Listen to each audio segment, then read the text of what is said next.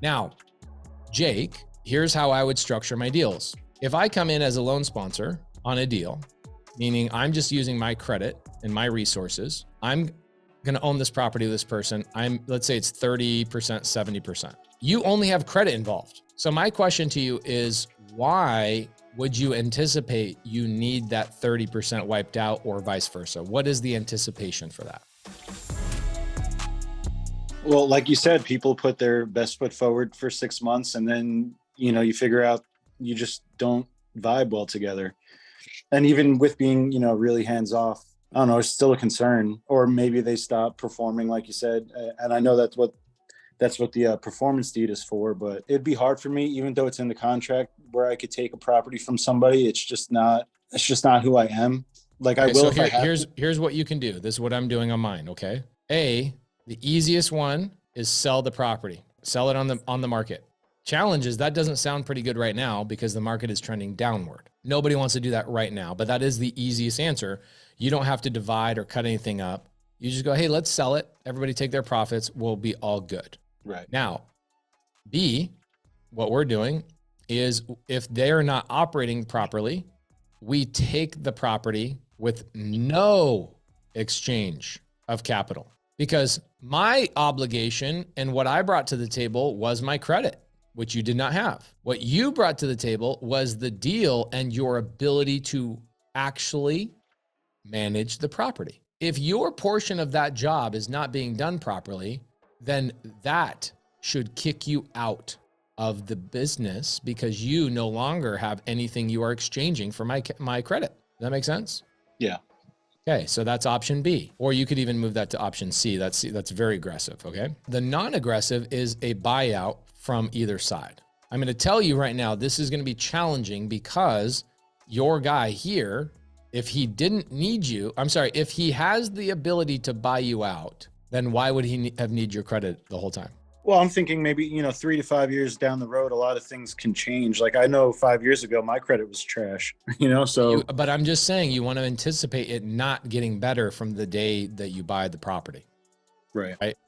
And if you have a disagreement, it's probably because the person is not improving. You are the one improving and they're not. Make sense? Right. Okay. So if I were you in your situation, I would set up, and this is what we're doing in all of our deals.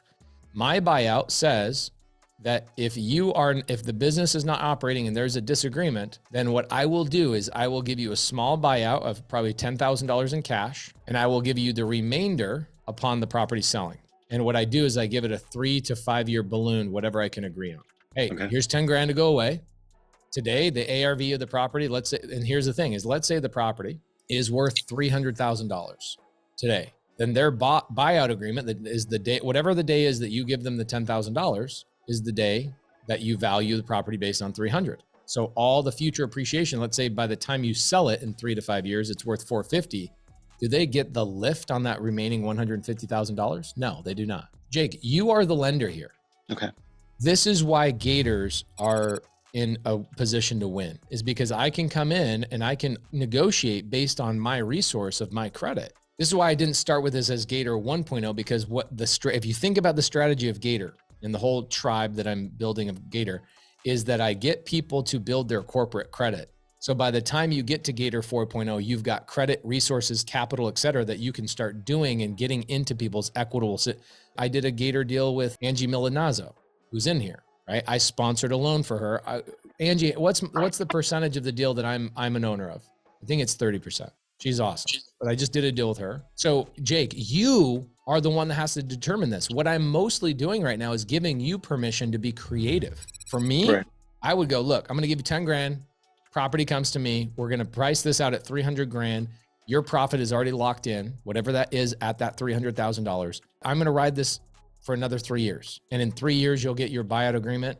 But that's how I would structure it. Why would I structure it that way, Jake? Is it fair necessarily to the person that brought the deal? Not necessarily, but also they wouldn't have had the deal in the first place if they didn't need my credit. Right. And also, I don't care about being fair. I care about protecting my business, and I care about taking care of my employees first. So if you're not going to operate your side and we're going to have disagreements, here's the coolest thing. The way that you want to structure the paperwork, Jake, paperwork is there to never have to use but to keep people accountable. So you want to create a severe enough situation that somebody will never create disagreements or ever fail to operate, because there should be a severe enough punishment that they go, oh my gosh, Jake could come in and take this whole entire property. I don't want that to happen. If you don't have the paperwork, you will get screwed, because human nature is to only attack the fires and put out the fires. Create a fire in your documents that protects you and you alone as the gator, and don't care about your other side. The challenge is you've already gone into these arrangements. Right. And you've already gone into these things. So now you're going to have a more challenging time. So you've got to go figure out what is it that works for both sides. And here's how you do that. Okay. This is how you do it with an attorney, and how I created those operating agreements and those buy-sell agreements is actually interviewing with my attorney. I'm not saying you go and talk to an attorney. I've already done that for you. What you need to do is you need to talk to your partners and go, we need to ask each other 10 questions. What happens if you hate me? Start out by blaming you. What happens if you hate me in 6 months?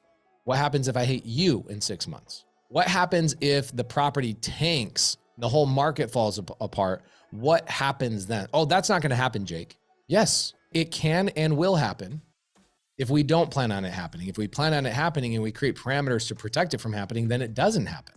All the bad things that have happened to me in my life happen only because I didn't create something in paperwork to prevent it from happening. You got to go through and ask those questions and interview each other and go, hey, Pace suggested that we do X, Y, and Z to protect both you and me. And I would go document all of those relationships as quickly as possible. And I would go get that buy-sell agreement. I would read through the operating agreement tonight or tomorrow morning, Jake, before your kids start running around the house, and say, all right, do I understand this?